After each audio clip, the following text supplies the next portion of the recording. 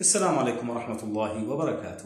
أنا مش حزين إن منتخب مصر خسر وخرج من البطولة. إحنا ما قدمناش أداء ولا لعبنا الكورة من بداية المشوار. متعدين 3 مباريات، حتى في المباراة دي أدائنا سيء.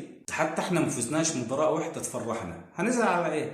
افتكرت كروش لما قال الجمهور بيطالبني بالفوز والأداء الجيد، وهناك لاعبين بالمنتخب لا يعرفون أساسيات الكورة. وفعلا سبحان الله إحنا ما لعبناش ومفيش أداء جيد ومفيش فوز. يعني أيام كروش كانت أفضل. يعني لو نرجع للماضي احنا افضل. الحاضر ده بقى نفس التخطيط ونفس بتاع مع اداء سيء اكتر واكتر. انا بحيي محمد صلاح لما وقف ان هو يتعالج في ليفربول. عارفين ليه؟ لولا الاصابه كان اتحاد الكره شايله الليله كلها. زي كل مره بنخسر فيها بنشيل صلاح الليله كلها. اتحاد كره فاشل واولهم حازم امام، جايبين مدرب اجنبي كمان فاشل.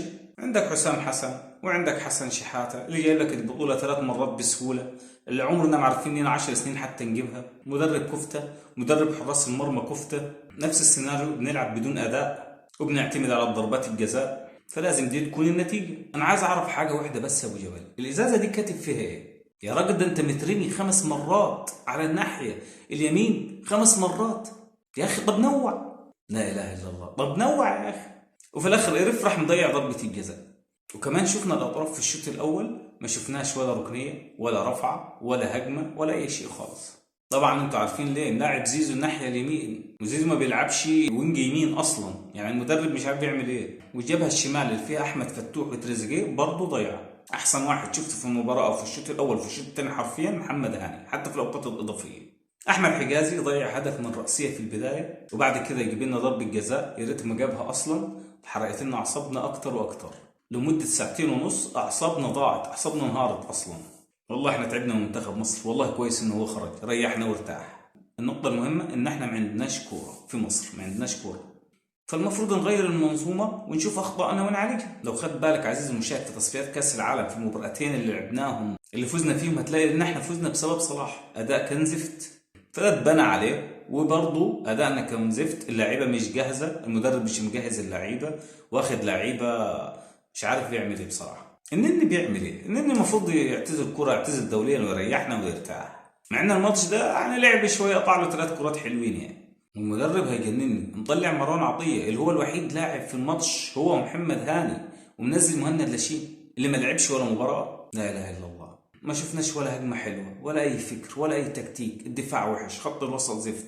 الهجوم هو اللي حلو شويه ومصطفى محمد، وتريزيجيه شويه، ومرموش برضه حلو. في نقطه مهمه راح يجنني فيها المدرب ده، والله هتجنن منه. مصطفى فتحي ما تلعبه يا عم مكان زيزو يا عم. وشوف زيزو لاعب زيزو في مكان مصطفى فتحي. حرفيا نزل الشوط الثاني خرب الدنيا. في اخر الشوط الثاني جه فينا جون من الكونغو بطريقه ساذجه. اللاعبين سامعين الصفاره وواقفين لغايه ما جه فينا الجون. الجون ده ما يجيش في عيل صغير. يا عم بالحرق الدم محدش يزعل يا جدعان على المنتخب.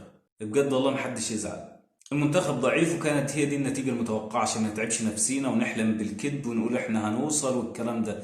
احنا كنا مستوانا من اول البطولة لغاية النهاردة مستوانا زفت، فما كانش حد المفروض يتعشم اصلا. احنا كنا المفروض كنا عارفين، ما كناش اتفرجنا اصلا.